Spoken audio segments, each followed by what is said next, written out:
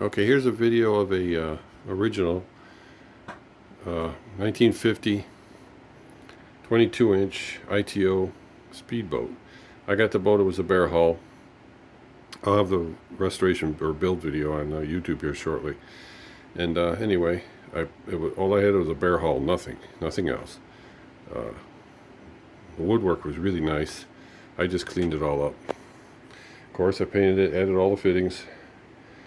You know, $100 worth of fittings at least. Probably like $200-300 where they price them anymore. The bow lights, the bullet lights, air scoops I make, the windshield I make, the dash plate I make, steering wheel switch, the lever switch, the bullet lights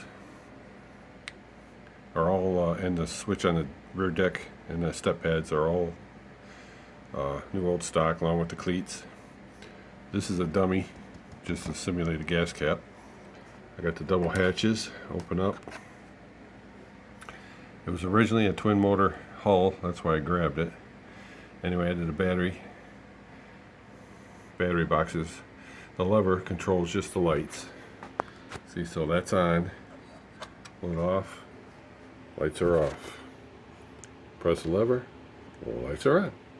Now the steering wheel switch, of course, controls the motor, forward and reverse.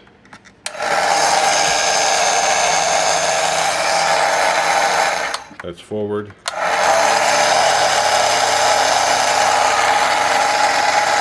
That's reverse. All brand new props, prop supports, etc. underneath. All stock runners. I have boxes of runners. Exhaust piece I have made, but I'm almost out. So anyway, I shot it black, white bottom, painted on the red waterline. I really like these boats with the white bottom. I think they look classy. Did the burgundy trim on the deck. The ball stanchions I have made. The bow ornaments of Buick, new old stock and K&O fitting. So is the horn. But anyway, there she blows.